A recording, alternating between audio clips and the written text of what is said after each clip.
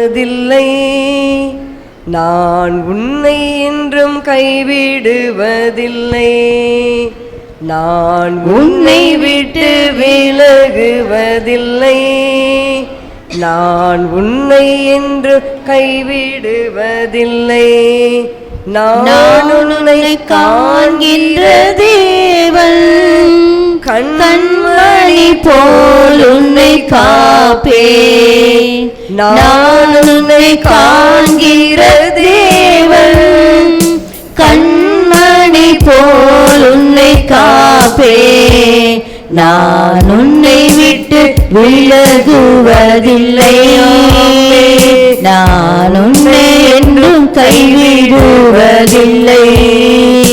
தீகையோதே கலங்காதே மனமே, நான் உன்னுடன் இருக்க பயமே, தீகையாதே கலங்காதே மனமே, நான் உன்னுடன் இருக்க பயமே, கண்ணீர் யாவையும் துடைத்திடுவேன், கண்ணீர் யாவையும் துடைத்திடுவேன், உள் கவலைகள் யாவையும் போக்கிடுவேன், உள் கவலைகள் யாவையும் போக்கிடுவேன், நான் உன்னை விட்டு விலகுவதில்லை, நான் உன்னை என்று கைவிடுவதில்லை. பயப்படாதே நீ மனமே, நான் காத்திடுவேன் உன்னை தினமே. நன்றி போ. பயப்படாதே நீ மனமே, நான் காத்திடுவேன் உன்னை தினமே, அற்புதங்கள் நான் செய்திடுவேன், அற்புதங்கள் நான் செய்திடுவேன், உன்னை அதிசயமாய் நான் நடத்திடுவேன், உன்னை அதிசயமாய் நான் நடத்திடுவேன், நான் உன்னை விட்டு விலகுவதில்லை, நான் உன்னை என்றும் கைவிடுவதில்லை. ஆமே. நம் கண்களை மூடி நாம் ஜெபிக்கலாம். நன்றி அப்பா, சோதரிக்கிறோம் ஐயா, துதிக்கிறோம். பரிசுத்த ஆவியானவரே, பேசுகிறது நீங்கள் அல்ல, உங்களில் இருக்கிற ஆவியானவர் என்று சொன்னீர் ஐயா. இந்த காலை வழியில் ஆவியானவரை நீர் பேசுங்க ஐயா. அடிமை கேட்கிறேன், சபையார் கேட்கட்டும். ஆவியான சத்தத்தை மாத்திரம் நாங்கள் உணரும்படியாக கர்த்தர் கிருபை கொடுங்க. அந்த புதிய ஆண்டில் 2025ஆம் ஆண்டில் கர்த்தர் எங்களை கொண்டு வந்தீர், அதற்கு நாங்கள் ஐயா நன்றி செலுத்துகிறோம். தொடர்ந்து கர்த்தாவே நீர் பேசுவீராக. அடிமை மறைத்து நீர் வெளிப்படுங்க. துதிக்க மகிமையெல்லாம் உமக்கே செலுத்துகிற இயேசுவின் நாமத்தில் பிதாவே, ஆமேன். நாம் இந்த காலை நேரத்தில் கூட தியானத்திற்காக இந்த புதிய ஆண்டில் எடுத்துக்கொள்ளப்பட்ட வேத பகுதி யோசுவாவின் புஸ்தகம் 1ஆம் அதிகாரம் 5ஆம் வசனம். நீ உயிரோடு இருக்கும் நாளெல்லாம் ஒருவனும் உனக்கு முன்பாக எதிர்த்து நிற்பதில்லை, நான் மோசேயோடு இருந்தது போல உன்னோடும் இருப்பேன், நான் உன்னை விட்டு விலகுவதும் இல்லை, உன்னை கைவிடுவதும் இல்லை. ஆமேன். தேவன் யோசுவாவுக்கு கொடுத்த ஒரு அடிப்படையான ஒரு வாக்கு தத்தம் நமக்கு எல்லாருக்கும் தெரியும். மோசேக்கு பிறகு மோசே ஒரு பெரிய ஆவிக்குரிய லீடர். 6 லட்சத்துக்கும் மேற்பட்ட ஜனங்களை எகிப்திலிருந்து அவர் நடத்தி கொண்டு வந்த ஒரு அருமையான ஒரு தேவ மனிதர். அந்த மோசேக்கு பிறகு யோசுவா என்றதான ஒரு மனிதனுக்கு தான் அந்த அடிப்படை வாக்கு தத்தமாக இங்கே தேவன் கொடுக்கிறாரு. மோசேக்கு பிறகு யோசுவா. அப்போ என்ன கொடுக்கிறாரு? நீ உயிரோடு இருக்கும் நாளெல்லாம் ஒருவனும் உனக்கு முன்பாக எதிர்த்து நிற்பதில்லை. யோசுவா சாதாரண மனிதர் தான். மோசே மலைக்கு போய் ஜெபிக்க போகும்போது காவல் காப்பதற்காக அவர் மலைக்கு கீழே நின்று இருப்பார். அவ்வளோதான் அவருடைய வேலை. அதற்கு பிறகு ஆசரிப்பு கூடாரத்தை விட்டு எப்போதும் பிரியாமல் இருப்பார். அதை எதை குறிக்குது என்றால், வேதம் வாசித்து கொண்டே இருப்பார் நியாயப்பிரமாணத்தை. இன்றைக்கு அருமையான தேவஜனமே, நாம் கூட நம்மை அநேகர் இன்றைக்கு எதிர்க்கலாம், அநேக காரியம் நம்ம கைவிட்ட சூழ்நிலை இருக்கலாம். எது இருந்தாலும் எது நடந்தாலும் நாம் கர்த்தருடைய வாக்கு தத்தங்களை மாத்திரம் நாம் பிடித்து கொள்ளும் பொழுது பாருங்கள், யோசுவாவுக்கு தேவன் கூட இருந்து நடத்தினது போல நம்மையும் இந்த புதிய ஆண்டில் நடத்த போகிறாரு. ஒவ்வொருத்தருடைய வாழ்க்கையில் நீங்கள் என்னென்ன சூழ்நிலையில் நீங்கள் கைவிடப்பட்ட நிலைமையில் நீங்கள் தனித்து இருக்கிறீங்களோ, நீங்கள் தோல்வியான நிலைமையில் இருக்கிறீங்களோ, எனக்கு இது இல்லையே, எனக்கு யாரும் இல்லையே, அம்மா அப்பா கூட இருந்தும் பிரயோஜனம் இல்லையே, இல்லை அப்படின்ற ஒரு கட்டத்தில் கூட நாம் இருக்கலாம்.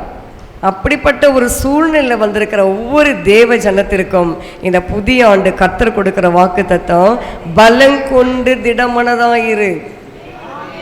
வாசிங்க 6ஆம் வசனம். பலம் கொண்டு திடமனதாயிரு, இந்த ஜனத்தின் பிதாக்களுக்கு நான் கொடுப்பேன் என்று ஆணையிட்ட தேசத்தை நீ இவர்களுக்கு பங்கிடுவாய். பலம் கொண்டு யோசுவாவே, நீ ஏன் எனக்கு ஒன்றும் தெரியாதுன்னு நினைக்கிற? மோசேவுடைய அந்த அதிகாரத்தில் பாதிய கர்த்தர் மோசே இருக்கும்போதே கொடுக்க சொல்லிட்டாரு. அது எவ்வளோ பெரிய ஆச்சரியம் இல்லை? ஒருத்தங்க மரித்தால் தானே அவங்களுடைய போஸ்ட் அவங்களுக்கு வரும். இங்கே அப்படி பாதி கணத்தை கொடு அப்படின்றாரு.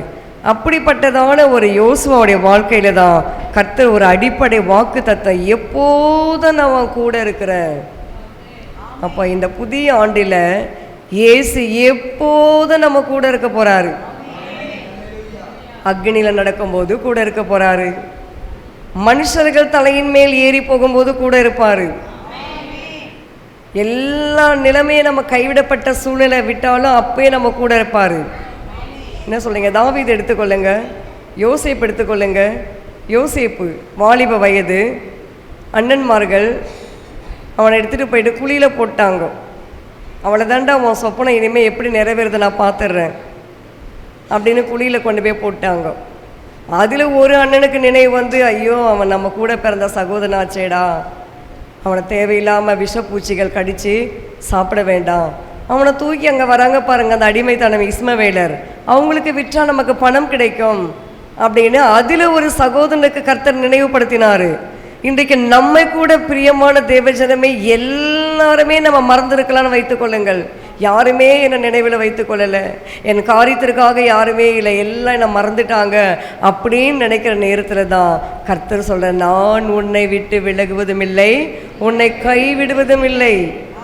நான் விலகவும் மாட்டேன், உன்னை கைவிடவும் மாட்டேன். நான் யோசுவாக்கு என்ன சொன்னனோ அதே தான் அந்த புதிய ஆண்டில் தேவஜனமாகிய நமக்கும் கர்த்தர் கொடுத்துருக்கிறாரு. அல்லேலூயா சொல்லலாமா? எந்த சூழ்நிலை வந்தாலும் பரவாயில்ல, அக்னி வருதான் வரட்டும், சோதனை வருதான் வரட்டும், பலவிதமான பாடுகள் வருதான் வரட்டும், உபத்திரம் வருகுதான் வரட்டும், இல்லை எது வந்தாலும் இயேசு நம்மளை என்ன செய்ய மாட்டார் சொல்லுங்கள்? ஒரு நாள் நம்ம கைவிட மாட்டார். அந்த விசுவாச போராட்டத்தில் இருக்கிற அத்தனை விசுவாசிகளும் அறிக்கை பண்ணுகிற ஒரு நல்ல வாக்கு தத்தம் இதுதான். இந்த மேலோட்டமாக இருக்கிற கிறிஸ்தவங்க தான் என்ன செய்வாங்க? அப்படி இப்படி போயிடுவாங்க. நல்ல ஆவிக்குரிய வாழ்க்கையில் விசுவாசம் உள்ள ஜனங்க விசுவாசிகள் அவங்க என்ன செய்வாங்க?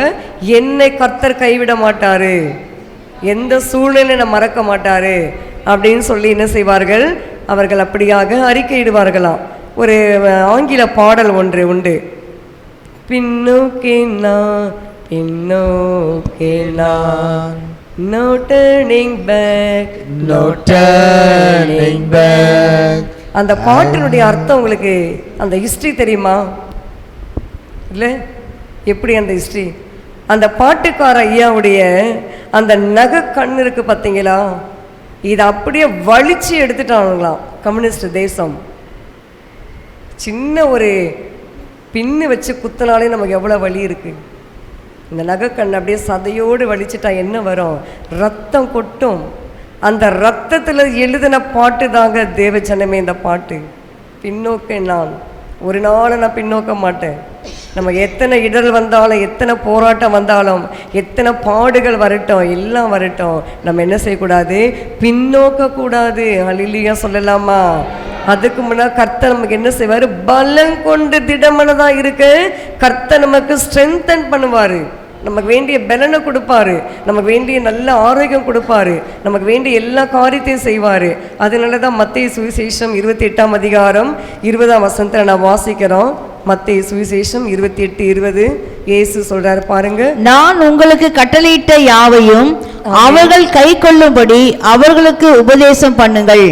இதோ உலகத்தின் முடிவு பரியந்தமும் சகல நாட்களிலும் நான் உங்களுடனே கூட இருக்கிறேன் என்றார். ஆமென். ஆமென். பார்த்தீங்களா, நான் உங்களுக்கு கட்டளையிட்ட யாவையும் அவைகள் கை கொள்ளும்படி இதோ உலகத்தின் முடிவு பரியந்தம், உலகத்தின் முடிவு பரியந்தம், உலகம் முடிகிற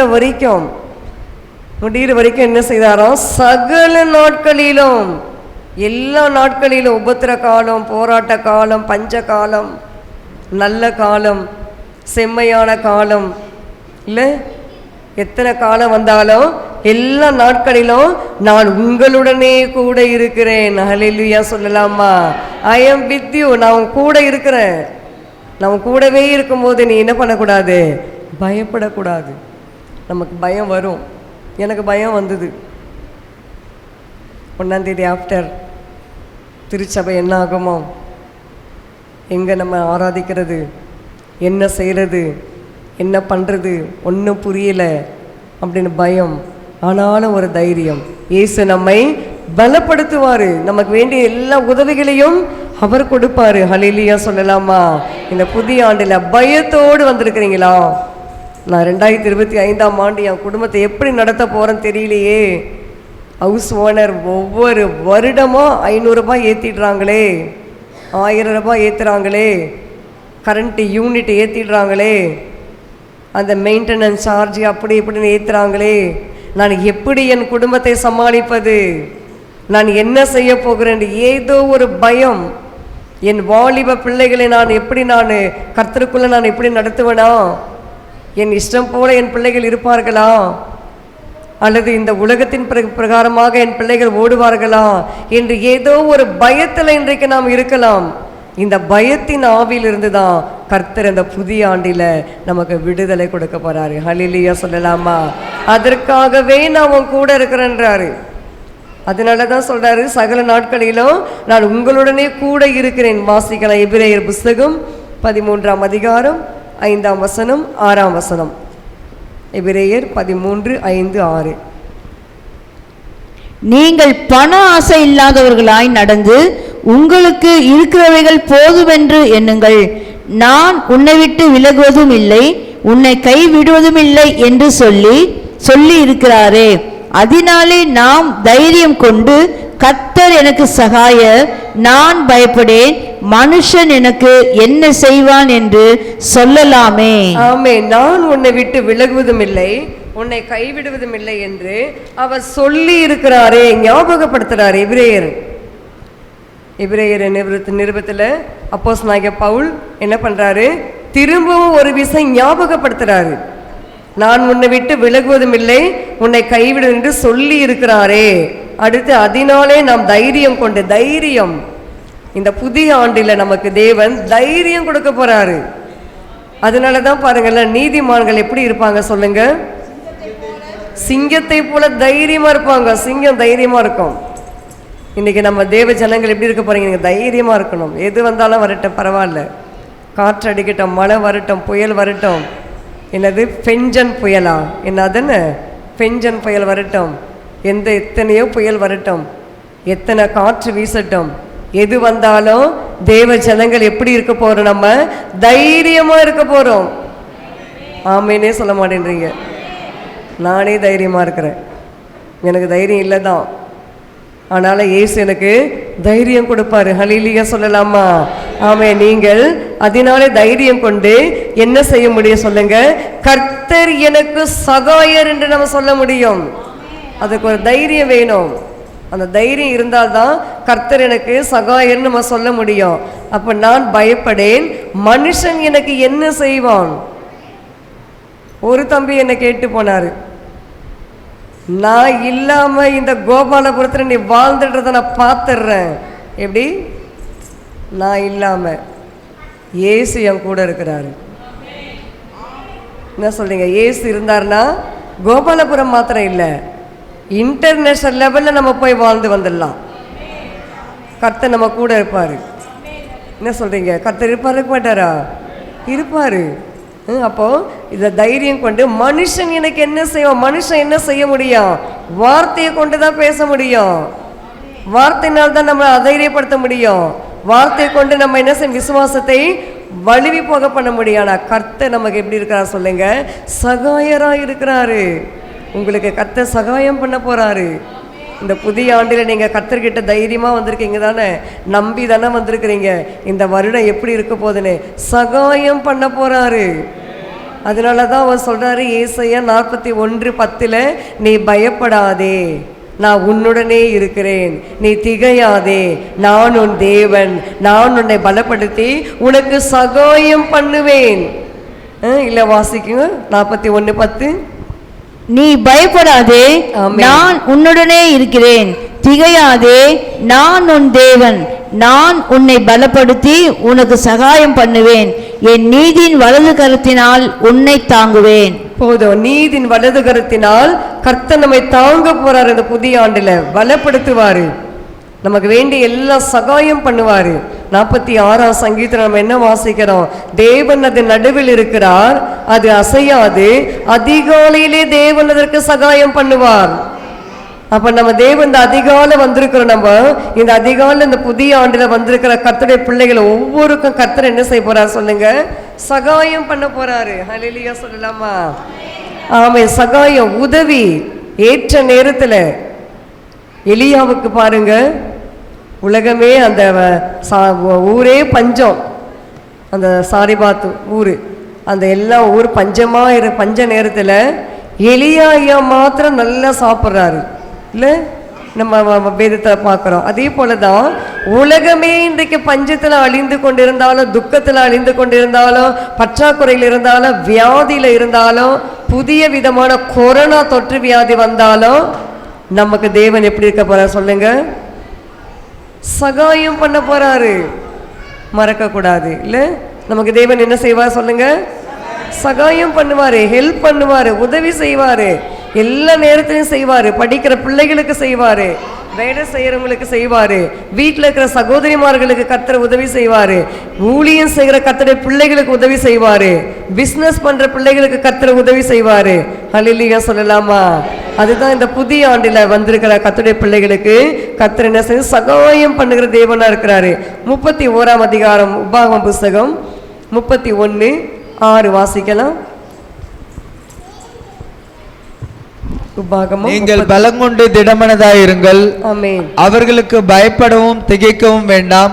உன் தேவனாகிய கர்த்தர் தாமே உன்னோடு கூட வருகிறார், அவர் உன்னை விட்டு விலகுவதும் இல்லை, உன்னை கைவிடுவதும் இல்லை என்று சொன்னான். ஆமென். நீங்கள் பலம் கொண்டு எப்படி இருங்க? திடமனதாயிருங்கள், அவர்களுக்கு பயப்படவும் திகைக்கவும் வேண்டாம். இந்த புதிய ஆண்டை குறித்து நீங்க பயப்படவும் வேண்டாம், திகைக்கவும் வேண்டாம்.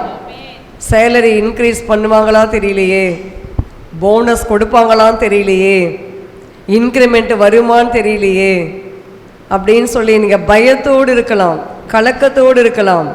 நிச்சயமாக இந்த ஆண்டு உங்களுக்கு எல்லா நன்மைகளையும் கர்த்தர் கொடுக்க போறாரு, எல்லா ஆசீர்வாதத்தையும் கர்த்தர் கொடுக்க போறாரு.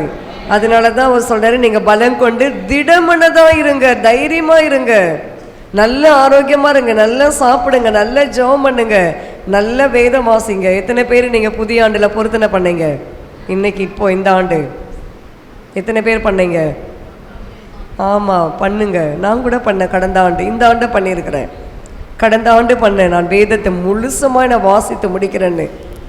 நேற்று தினத்தில் எனக்கு முழு வேதாகமத்தை படித்து முடிக்க கர்த்தர் உதவி செய்தார். எவ்வளோ பலவீனம் இருந்தாலும், எத்தனை மணி ஆனாலும் உட்காந்து படிச்சுட்டு அதெல்லாம் முடிச்சு தான் நான் போவேன் நான். ஏன்னா நம்ம கமிட்மெண்ட், நம்ம கர்த்தர்கிட்ட ஒரு பொருத்தனை பண்ணிட்டோம், அந்த பொருத்தனை நம்ம என்ன செய்யக்கூடாது, மீறக்கூடாது, அந்த பொருத்தனை நம்ம நிறைவேற்றணும் அப்படின்னு சொல்லி நம்ம என்ன செய்யணும், அந்த வேதத்தை வாசித்து முடிக்க கர்த்தர் உதவி செய்தார். இந்த ஆண்டை நான் பொருத்தனை பண்ணியிருக்கேன், வேற பொருத்தனை, அது அந்த அடுத்த ஆண்டு சொல்லுவேன். கர்த்தர் என்ன ஜீவனோடு வைத்திருப்பாரானால் நீங்களும் உங்களுக்கும் அப்படிதான். நீங்கள் பலம் கொண்டு திடமனதாக இருக்க வேண்டுமானால் வேதத்தை வாசிங்கள். யோசுவா அதுதான் பண்ணாரு. இந்த நியாயப்பிரமாண புஸ்தகம் உன் வாயை விட்டு பிரியக்கூடாதுன்னு சொல்லியிருக்காரு இல்ல. 8ஆம் வசனம் வாசிங்க. 1:8 யோசுவா 1:8. இந்த நியாயப்பிரமாண புஸ்தகம் உன் வாயை விட்டு பிரியாதிருப்பதாக. இது எழுதியிருக்கிறவர்கள்படி எல்லாம் இந்த நியாயப்பிரமாண புஸ்தகம் உன் வாயை விட்டு பிரியாதிருப்பதாக. இதில் எழுதியிருக்கிறவர்களில் படியெல்லாம் நீ செய்ய கவனமாய் இருக்கும்படி இரவும் பகலும் அதை தியானித்து கொண்டிருப்பாயாக. அப்பொழுது நீ உன் வழியை வாய்க்க பண்ணுவாய், அப்பொழுது புத்திமானாயும் நடந்து கொள்ளுவாய். ஆமென். புத்திமானாய் நடந்து கொள்ள வேண்டும். தாவீது புத்திமானாய் நடந்து கொண்டாரு. ஏன் புத்திமானாய் நடந்து கொண்டாரு? வேதத்தை வாசித்தாரு. இன்னைக்கு நாம கூட வேதத்தை வாசிக்கணும். நியாயப்பிரமாண புஸ்தகம் நம்முடைய 2மே இருக்கு நம்ம இடத்துல, புதிய ஏற்பாடு பழைய ஏற்பாடு. இந்த 2மே நம் வாயிலிருந்து ஒரு நாள் கூட பிரியக்கூடாது. தினந்தோறும் நம் வாயில் என்ன இருக்கணும்? வேதம் வசனத்தை நாம் உச்சரித்து கொண்டிருக்க வேண்டும். வேதம் வாசிக்கிற பழக்கத்தை நாம் ஏற்படுத்தி கொள்ள வேண்டும்.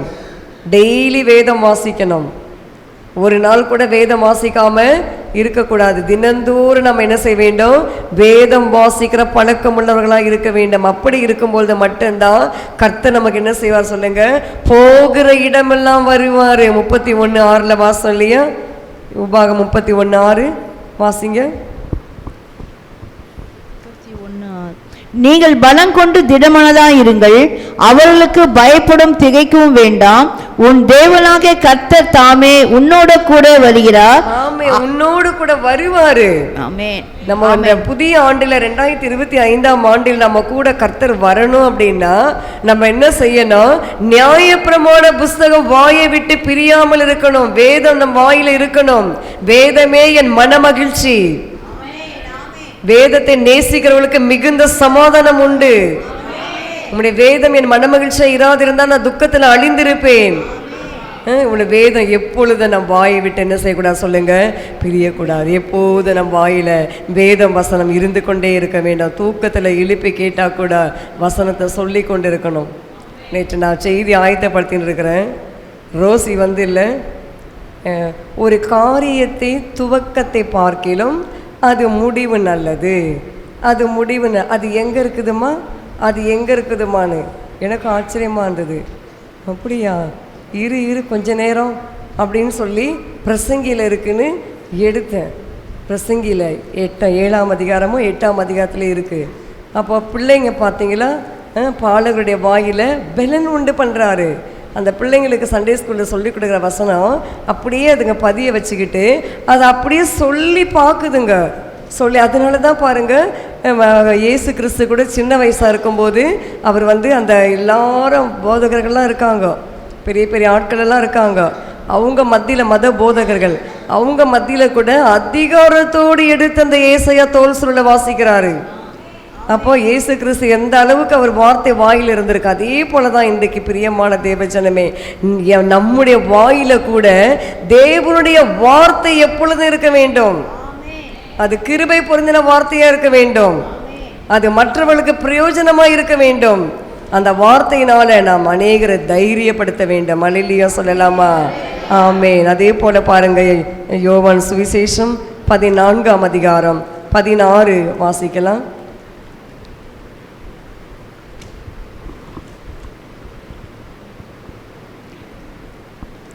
நான் பிதாவை வேண்டிக் கொள்ளுவேன், அப்பொழுது என்றென்றைக்கும் உங்களுடைய கூட இருக்கும்படிக்கு சத்திய ஆவியாகிய வேறொரு தேற்றரவாளனை அவர் உங்களுக்கு தந்தருளுவார். ஆமென். கர்த்தர் இந்த புதிய ஆண்டுல அவர் என்ன கொடுக்க அடுத்தபடியாக ஒரு தேற்றரவாளனை, ஒரு பரிசுத்த ஆவியானுடைய துணை.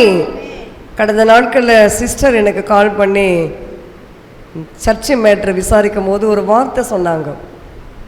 நான் உங்களை திக்கற்றான விடைன்னு கர்த்தர் எனக்கு சொன்னார், தைரியமாக இருங்க. எனக்கு ரொம்ப சந்தோஷமாக இருந்துச்சு. அப்போ இங்கே பார்த்தீங்களா, பரிசுத்த ஆவியானவர் என்ன பண்ணுறாரு? வேறொரு தேற்றரவாளனை அவர் உங்களுக்கு தந்தருளுவார். இன்றைக்கு நம்ம தேற்றுகிற பரிசுத்த ஆவியானவர் நம்மளே இருக்கிறாரா? நம்மளே இருக்கிற ஆவியானவர் எப்படி இருக்கிறார்? தூங்கிட்டு இருக்காரா? நம்மில் இருக்கிற ஆவியானவர் சோர்ந்து போயிருக்காரா? நம்மில் இருக்கிற ஆவியானவர் அனல் மூட்டி நம்ம எழுப்பி விடணும். அந்த ஆவியான நம்ம என்ன செய்யணும்? தேற்ற வேண்டும். எப்படி தேற்ற வேண்டும்? ஜெபிக்கும் பொழுதெல்லாம் வேத வசனத்தை கொண்டு நம்ம தேற்ற வேண்டும்.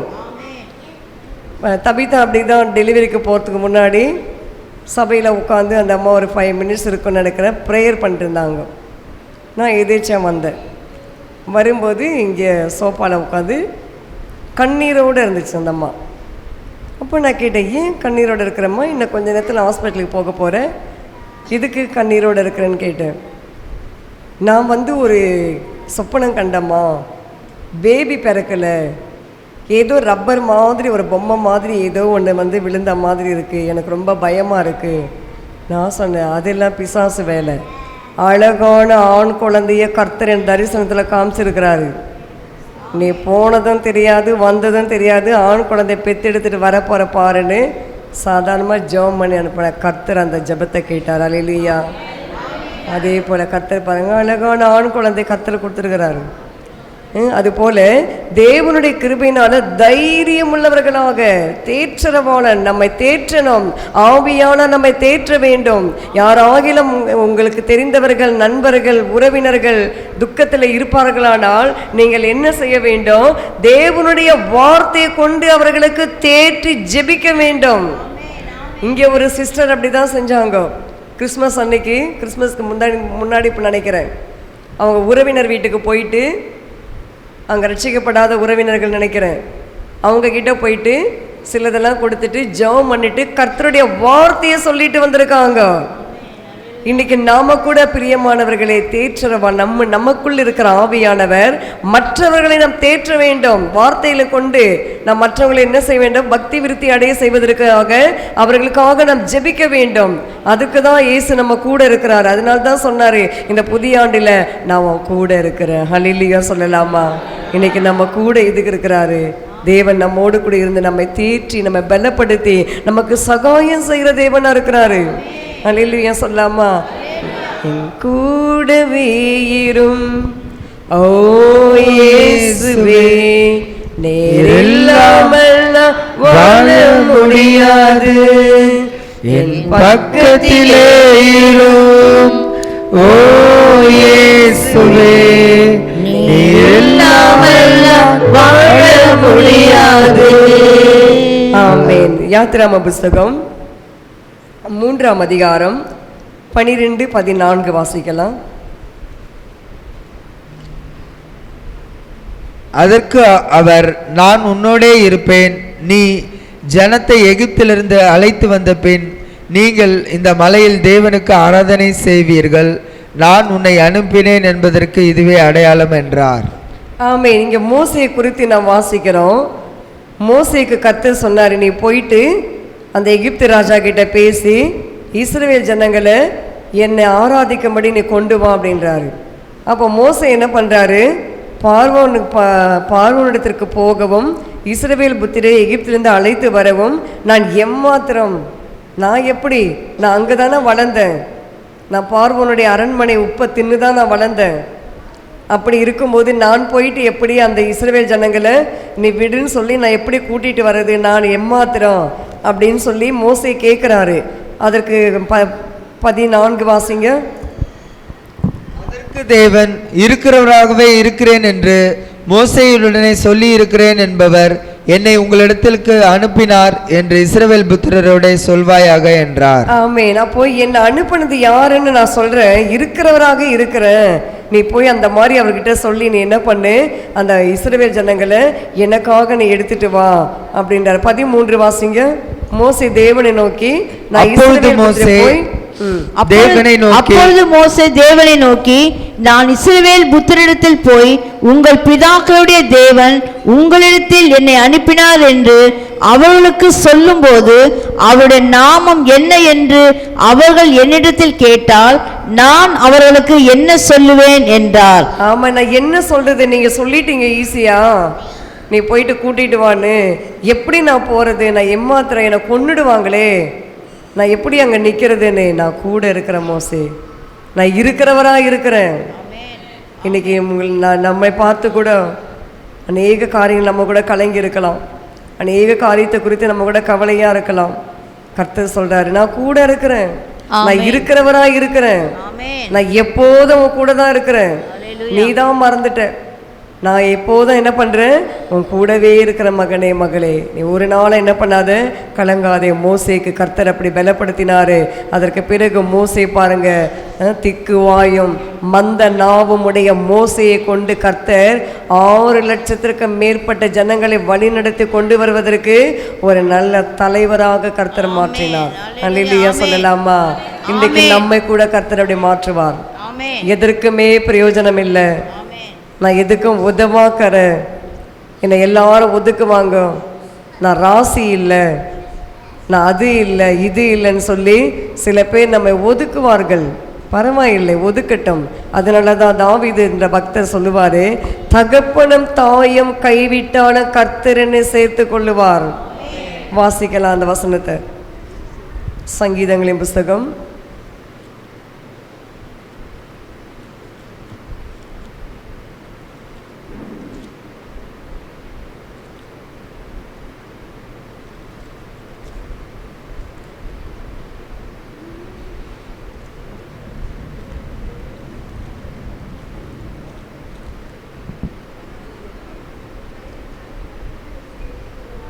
27. ஆமென்.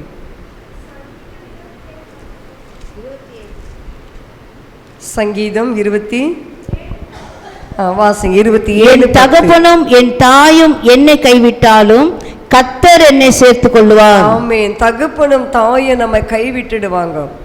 சூழ்நிலைனால என் வீட்டில் என்னை கைவிட்டாங்க, உங்களுக்கு தெரியாது. என் தாய் தகப்பன் கையெழுத்து வாங்கி என்னை வீட்டை விட்டு வெளியே அனுப்புனாங்க. ஆச்சரியமாக இருக்குல்ல? பெத்த தாய் தகப்பன் நம்மை கைவிட்டுறலாம், ஆனால் இயேசு நம்மளை ஒரு நாள் என்ன செய்ய மாட்டார் சொல்லுங்க, கைவிடவே மாட்டார். அதனால தான் மோசேக்கு கர்த்தர் சொன்னார், நான் கூட இருக்கிற மோசே, நீ போ, உனக்கு திக்குவாய் தான், உனக்கு மந்த நாவு தான், உன்னால் முடியாது தான், நான் உன் கூட இருக்கிறேன். இன்றைக்கி நம்முடைய குடும்பத்தை நடத்துவதற்கு நம்மளால் முடியாது தான், சமாளிக்க முடியாது தான். கடன் பிரச்சனை, ஏகப்பட்ட கடன் பிரச்சனை. நான் வெளியில் தலை காட்ட முடியலையே, நான் ஒரு வேளை ஆகாரத்தை கூட என்னால் ஒழுங்காக நிம்மதியாக சாப்பிட முடியலையே, நான் நிம்மதியாக தூங்க கூட முடியலையே அப்படின்ற கட்டத்தில் நம்ம இருக்கிறோமா? இன்றைக்கி பயப்படாதீங்க. ஹல்லேலூயா சொல்லலாமா? அந்த கடன் பிரச்சனையெல்லாம் இந்த புதிய ஆண்டில் முற்றிலும் கர்த்தர் எடுத்துருவார். உங்கள் வாழ்க்கையில் எல்லாம் செழிப்பு தான், உங்கள் வாழ்க்கையில் எல்லாமே இனிமேல் ரெட்டிப்பான நன்மை தான். உங்களுக்கு வெட்கத்துக்கு பதிலாக 2 தனியான பலன் வரும். அதனால தான் பாட்டுக்காரர் சொல்கிறாரு, புதிய ஆண்டுக்குள் என்னை நடத்தும், புதிய கிருபையால் என்னை நிரப்பும், புதிய ஆண்டுக்குள் என்னை நடத்தும், புதிய கிருபையால் என்னை நிரப்பும், புது கிருபை தாரும் தேவா, புது பலனை தாரும் தேவா, புது கிருபை தாரும் தேவா, புது பலனை தாரும் தேவா, புதிய நாளுக்குள் என்னை நடத்தும், புதிய கிருபையால் என்னை நிரப்பும். ஆமென். புதிய ஆண்டுல புது கிருபையோடு கர்த்தர் நம்மை நடத்த போறாரு. ஒவ்வொரு காலை பொழுது நமக்கு புது கிருபை. அந்த கிருபை எங்கே கிடைக்கும்? சூப்பர் மார்க்கெட்டில் கிடைக்குமா? இல்லை. கிரேஸ் மார்க்கெட்டில் கிடைக்குமா? இல்லை. பொண்ணு சூப்பர் மார்க்கெட்டில் கிடைக்குமா? இல்லை. எங்கே கிடைக்கும் சொல்லுங்க? கிருபாசன தண்டையில். எபிரேயர் 4:16. கிருபாசன தண்டையில் அதிகாலையில் ஒவ்வொரு காலை பொழுதும் தேவனுடைய சமூகத்தில் காத்திருக்கிற பிள்ளைகளுக்கு புது கிருபை கர்த்தர் கொடுப்பாரு. ஒவ்வொரு நாளும் கிருபை. ஒவ்வொரு நாள் நேற்று இருந்த கிருபை இல்லை, முந்தானாத்து இருந்த கிருபை இல்லை, ஒவ்வொரு நாளும் புது புது கிருபையை கொடுத்து கர்த்தர் நம்மை நடத்துவார். ஹல்லேலூயா சொல்லலாமா? ஆமென். ஏசாயா 43 அதிகாரம் 2-5 வாசிக்கலாம். ஏசாயா தீர்க்கதரிசி புஸ்தகம் 43 அதிகாரம் 2 வசனம் 5 வசனம். நீ தண்ணீர்களை கடக்கும் போது நான் உன்னோடே இருப்பேன், நீ ஆறுகளை கடக்கும் போது அவைகள் உன்மேல் புரளுவதில்லை, நீ அக்கினியில் நடக்கும்போது வேகாதிருப்பாய், அக்கினி ஜுவாலை உன் பேரில் பற்றாது. ஆமே. நீ தண்ணீர்களை கடக்கும் போது எப்படியா சொல்லுமா, நான் உன்னோடே இருப்பேன், கூட இருப்பாரு. ஆமென். சோதனைகள், கஷ்டங்கள், வேதனைகள், நெருக்கங்கள், போராட்டங்கள், வியாதிகள், பல காரியங்கள் வரும்போது ஏசு என்ன பண்றாரா, நம்ம கூட இருப்பாரு.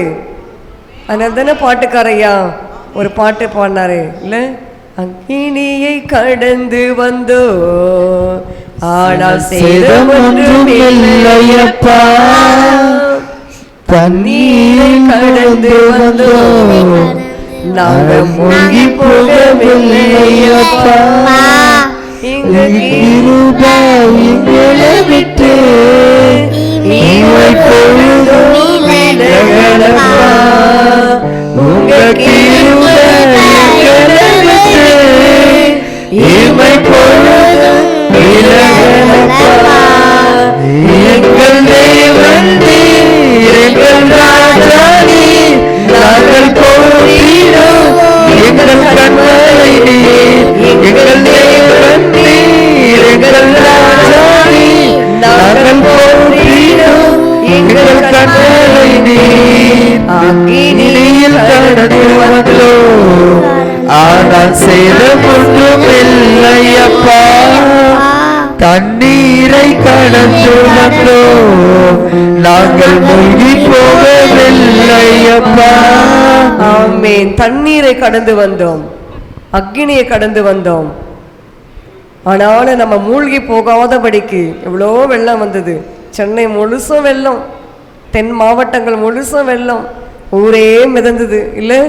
கர்த்தருடைய பிள்ளைகள் நம்மை கர்த்தர் என்ன செஞ்சார் சொல்லுங்க, தண்ணீர்ல மூழ்கி போகாதபடி கர்த்தர் நம்மை பாதுகாத்தாரு.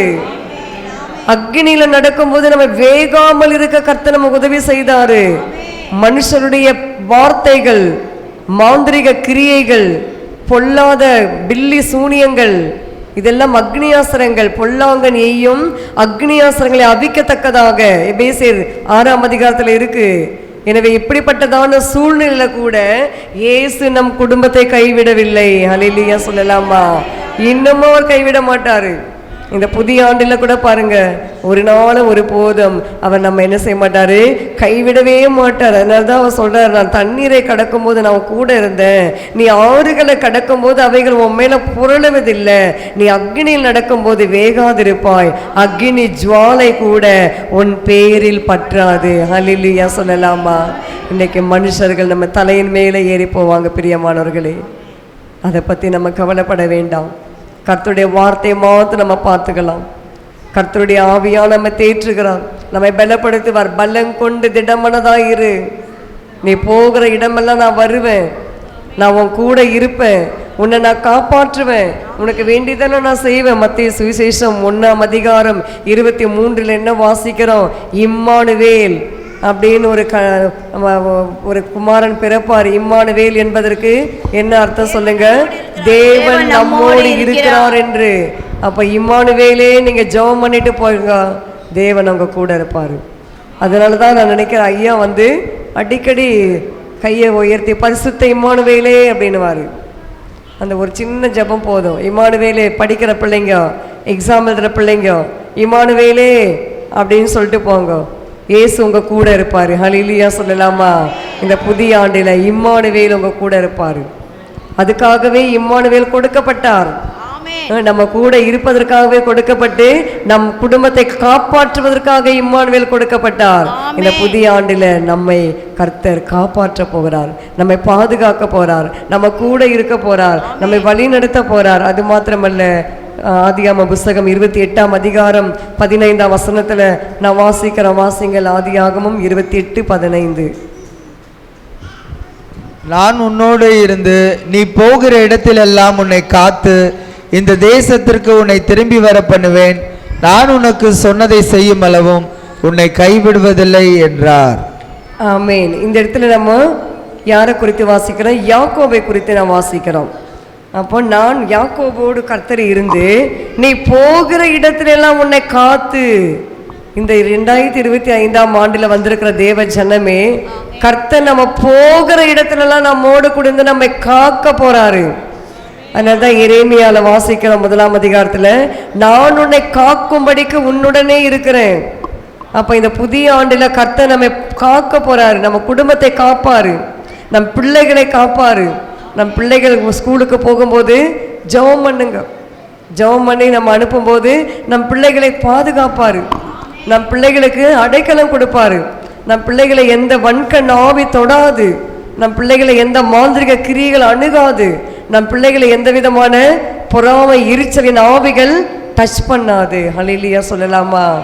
அதான் இங்கே நான் கூடவே இருக்கிறேன், யாக்கோபு நான் உன்னுடனே இருந்து நீ போகிற இடத்துல உன்னை காத்து இந்த தேசத்துக்கு உன்னை திரும்பி வர பண்ணுவேன், நான் உனக்கு சொன்னதை செய்யும் அளவும் உன்னை கைவிடுவதில்லை.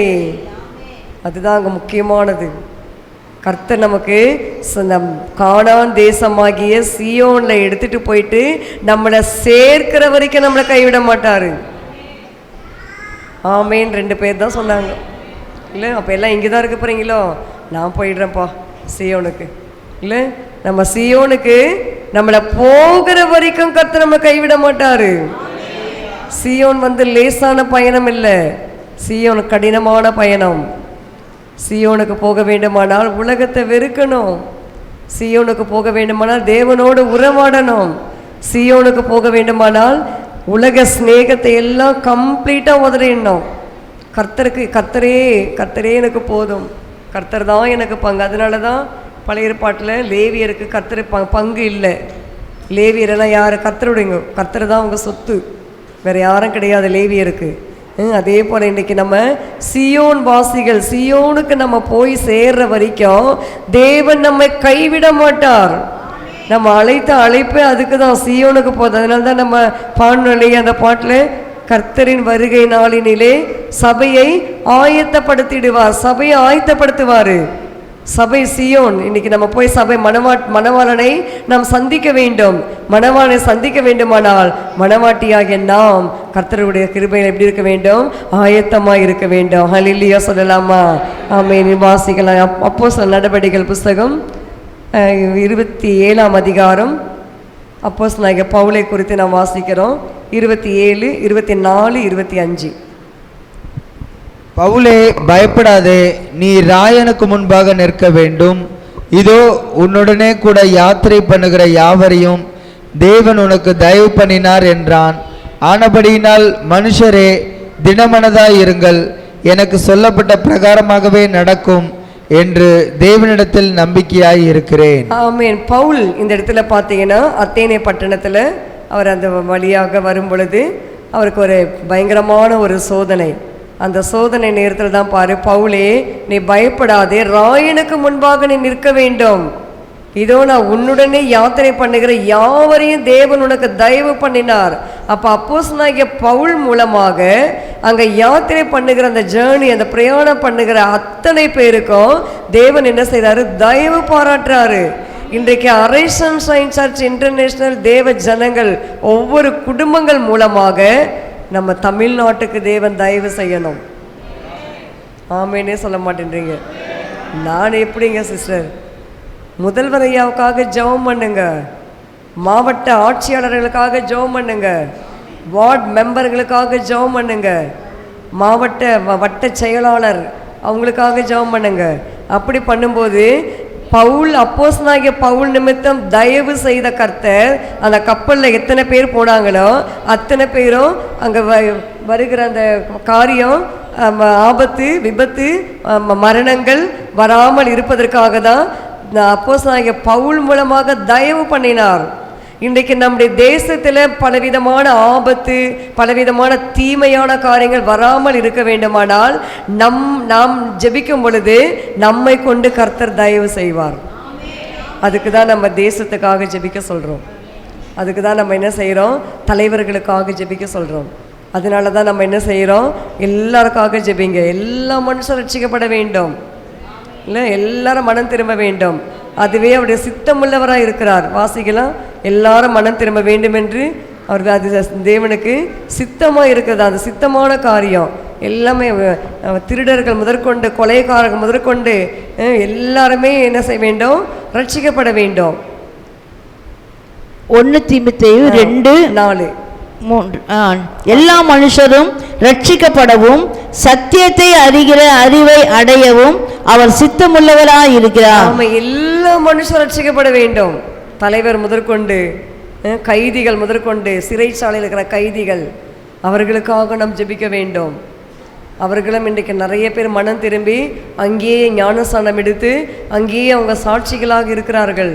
எனவே அப்படியாக எல்லா மனுஷருக்காக நாம் என்ன செய்ய வேண்டும் சொல்லுங்கள்? ஜெபம் செய்ய வேண்டும். ஹல்லேலூயா சொல்லலாமா? ஆமென். அப்போ மரணத்தில் இருந்து விடுவித்து அப்போ பாதுகாப்பதற்காக அப்போஸ்தலனாகிய பவுலை அந்த இடத்துல கர்த்தர் பயன்படுத்தினார். இன்றைக்கு நம்முடைய வாழ்க்கையில் கூட மரண கட்டுகள் நம்மை சூழ்ந்து இருக்கிறதா? பலவிதமான மாந்திரிக கிரியைகள் நம்மை சூழ்ந்து இருக்கிறதா? அப்போஸ்தலனாகிய பவுலை பார்த்து சொன்னது போல, பவுலே பயப்படாது, நீ பலம் கொண்டு திடமனதாயிரு. இன்றைக்கு கர்த்தர் நம்மை பார்த்து சொல்லுவார், பலம் கொண்டு திடமனதாயிரு. நீ ஒவ்வொரு நாளையும் போகிற இடத்துல நான் கூட வருவேன். நீ பிரசவ வார்டுக்கு போனால் கூட நான் கூட வருவேன். நீ எக்ஸாம் ஹாலுக்கு போனால் கூட நான் கூட வருவேன். நீ ஆபீஸ்க்கு போனா கூட நான் கூட வருவேன். ஆமென். நீ டைனிங் ஹால்ல சாப்பிட்டா கூட நான் கூட வருவேன். ஹல்லேலூயா சொல்லலாமா? நீ பாத்ரூமுக்கு போனா கூட நான் கூட வருவேன். எல்லா இடத்துலையும் இயேசு நம்ம கூட வருவார். அவர் அப்படியே கூடவே நம்ம தோழி பெண்ணுன்னு சொல்றாங்க பாருங்க திருமணத்தில். அந்த மாதிரி நம்ம வைத்து கொள்ள வேண்டும்.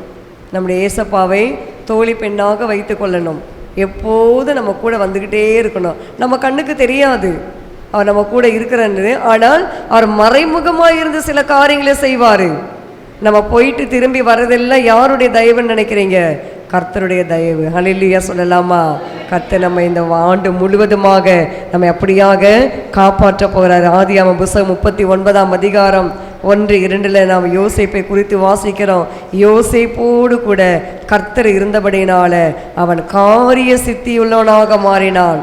இன்றைக்கு நாம் கூட கர்த்தர் நம்மோடு கூட இருக்கிறபடினால நம் காரியங்கள் எல்லாமே கர்த்தர் ஜெயமாக மாற்றி கொடுக்க போறாரு. ஹல்லேலூயா சொல்லாமா?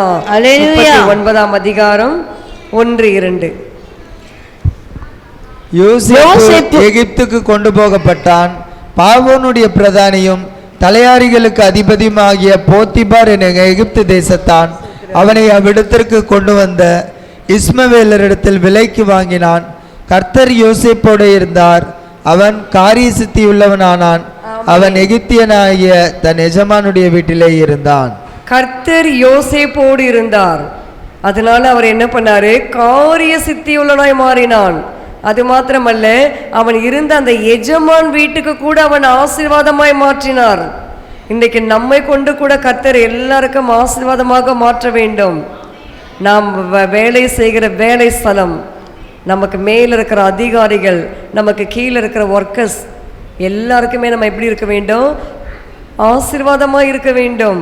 அப்படி ஆசீர்வாதமாக இருக்க வேண்டுமானால் நம்முடைய காரியங்கள் எப்படி இருக்கணும்? காரிய சித்தி, அதாவது ஜெயமாக இருக்கணும். ஜெயம் பெற்றவளாக இருக்க வேண்டும். ஜெயம் பெற்ற இருக்க வேண்டுமானால் இயேசு நம்ம கூட இருக்கணும். அதுதான், இயேசு நம்ம கூட இருந்தால் போதும். என்ன சொல்கிறீங்க? அவங்க கூடவே இயேசு இருக்கு. அவங்களுக்கு என்ன கவலை பாருங்கள். என்ன நம்மெல்லாம் பசி பட்டினியில் கிடக்கிறோம். அவங்க பாருங்கள் என்ன மாதிரி இருக்காங்க. ஏன்னா இயேசு அவங்க கூடவே இருக்காராம். இம்மானுவேலாம், அவங்க கடவுள் பேர் இம்மானுவேலாம் அப்படின்னு மற்றவர்கள் நமக்கு சொல்ல வேண்டும். நம்மளே நம்ம சொல்கிற சில நேரத்தை சொல்கிறது இல்லைல்ல, ஆனால் மற்றவர்கள் நிச்சயமாக சொல்ல வேண்டும். நம்மை பார்த்து இம்மானுவேல் அவங்க கூட இருக்கிறாராம், அவங்களுக்கு எந்த குறைவும் இல்லையா, அவங்களுக்கு எந்த விதமான இதுவும் இல்லைன்னு சொல்லி. அப்படியாக யோசேப்பு வாழ்க்கையில் பாருங்கள், கூட இயேசு இருந்தார். தேவன் கூட இருந்தபடினால குழியில் போட்டாங்க யோசேப்பை. அங்கிருந்து எடுத்துட்டு அடிமையாக விற்கப்பட்டான். அந்த விற்கப்பட்ட இடத்துல கூட அவன் மீது ஒரு பாவ பழியை சுமத்தினார்கள், தேவையில்லாத வீண் பழி. அந்த வீண் பழி சுமத்தின நேரத்தில் கூட பாருங்க, யோசேப்பு உண்மையாக இருந்தார். அவர் நியாயப்பிரமாண புஸ்தகத்தை தன் வாயிலிருந்து பிரியாமல் எப்பொழுதும் சொல்லி கொண்டிருந்தார். அதனால தான் அந்த இடத்துல யோசேப்பு கர்த்தர் என்ன பண்ணாரு? உயர்த்தினார் என்று நாம் பார்க்கிறோம். ஹல்லேலூயா சொல்லாமா? இன்றைக்கு தேவ ஜனமே, உங்களையும் என்னையும் கர்த்தர் உயர்த்த வேண்டும். நானும் நீங்களும் ஆசீர்வாதமாக இருக்க வேண்டும். நானும் நீங்களும் மற்றவர்களுக்கு பிரயோஜனமாக இருக்க வேண்டும். நம்மை பார்த்து மற்றவர்கள் சொல்ல வேண்டும், இவர்கள் கிறிஸ்தவர்கள், இவர்கள் ஜெபித்தால் நமக்கு எல்லாம் கிடைக்கும், இவங்க ஜெபம் பண்ணால் நமக்கு எல்லாம் நடக்கும் என்று நம்மை பார்த்து மற்றவர்கள் சொல்ல வேண்டும். அப்படி நம்ம சொல்ல வேண்டுமானால் இயேசு நம்ம கூட இருக்கணும். ஹல்லேலூயா சொல்லலாமா? நம்ம கூட இயேசு வருவாரா? இந்த புதிய ஆண்டில் வருவார், நிச்சயமாக வருவார். அதனால தான் நீங்கள் இரவு தூக்கத்தை எல்லாம் வெறுத்துட்டு உங்கள் சுகவீனத்தெல்லாம் வெறுத்துட்டு நீங்கள் உட்கார்ந்துருக்கிறீங்களே. கர்த்தர் உங்களை கைவிட்டுடுவாரா? ஒரு நாள் உங்களை கைவிட மாட்டார். தேவன் பலம் கொண்டு திடமனதாக இருந்து உங்களுக்கு சகாயம் செய்வார். நீங்கள் பயப்பட வேண்டாம், நீங்கள் கலங்க வேண்டாம், நீங்கள் பதற வேண்டாம். எதை குறித்து நீங்கள் பதற வேண்டாம். ஐயோ என்ன ஆகுமோ ஏதாகுமோ. கடந்த நாட்கள் அப்படி தான் நான் பயந்துட்டு இருந்தேன், ரொம்ப பதறி போனேன். பதற்றம் என்றால் அப்படி ஒரு பதற்றம் இல்லை, வெளியில் தெரியாது, உள்ளுக்குள்ளேயே. ஆனாலும் தேவன் என்னை பலப்படுத்தினார். இன்றைக்கு உங்களையும் கர்த்தர் பலப்படுத்துவார். உங்களுக்கும் கர்த்தர் சகாயம் பண்ண போகிறாரு. இந்த புதிய ஆண்டில் வந்திருக்கிற கர்த்தருடைய பிள்ளைகள் அத்தனை பேருக்கும் கர்த்தர் சகாயர். ஹல்லேலூயா சொல்லலாமா?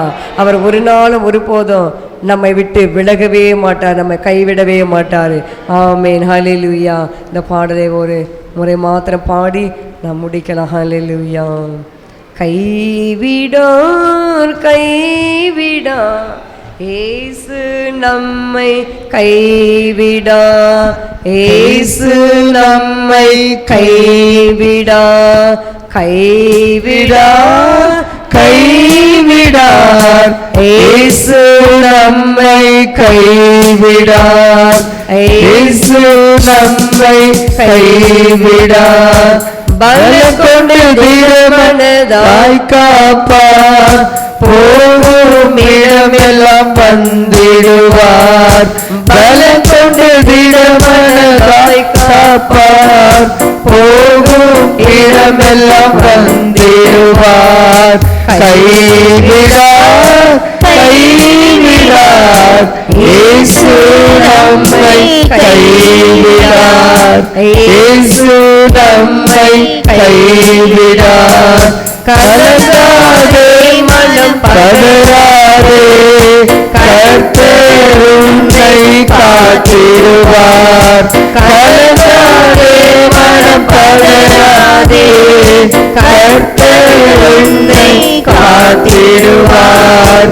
கைவிடார் கைவிடார் இயேசு உம்மை கைவிடார், இயேசு நம்மை கைவிடார். ஆமென். நம் கண்களை மூடி நாம் ஜெபிக்கலாம். நன்றி அப்பா, ஸ்தோத்திரிக்கிறோம் ஐயா, துதிக்கிறோம். இந்த புதிய ஆண்டில ஐயா எங்களை ஒவ்வொரு பார்த்து நீ சொன்ன வார்த்தை, நீ பயப்படாதே, நான் உன்னை விட்டு விலகுவதும் இல்லை, உன்னை கைவிடுவதும் இல்லை. பலம் கொண்டு திடமனதாயிரு, நீ போகும் இடமெல்லாம் நான் உன்னோடு வருவேன் என்று சொன்னீரையா. இந்த வருடமெல்லாம் கர்த்தாவே தேவ ஜனங்கள் ஒவ்வொரு குடும்பங்களோடு நீங்க கடந்து போங்க. ஒவ்வொரு பிள்ளைகளை பாதுகாத்து கொள்ளுங்க, சபையை காத்து கொள்ளுங்க, அடிமையை காத்து கொள்ளுங்க அப்பா. ஒவ்வொரு கேட்கிற ஒவ்வொரு பிள்ளைகளுக்கும் இந்த வார்த்தையானது பிரயோஜனமா இருக்கட்டும் ஐயா. பலப்படுத்துங்க, காத்து கொள்ளுங்க. துதிக மகிமையெல்லாம் உமக்கே செலுத்துகிறேன் இயேசுவின் நாமத்தில் பிதாவே, ஆமென். நாம் சேர்ந்து சொல்லுவோம். என் ஆத்துமாவே கர்த்தரை ஸ்தோத்திரி, என் முழு உள்ளமே பரிசுத்த நாமத்தை ஸ்தோத்திரி. என் ஆத்துமாவே கர்த்தரை ஸ்தோத்திரி, கர்த்தர் செய்த சகல உபகாரங்களையும் மறவாதே. ஆமேன். நமக்கு இன்னும் முடியலை, பாதம் கழுவுகிற ஆராதனை இருக்கிறது. நம்ம பாஸ்டர் ஐயா வந்துட்டுருக்காரு. நீங்கள் எல்லாரும் போயிட்டு நீங்கள் பாதம் கழுவிட்டு திருவிருந்தில் வந்து நீங்கள் உட்காரும்படி இருக்கும்.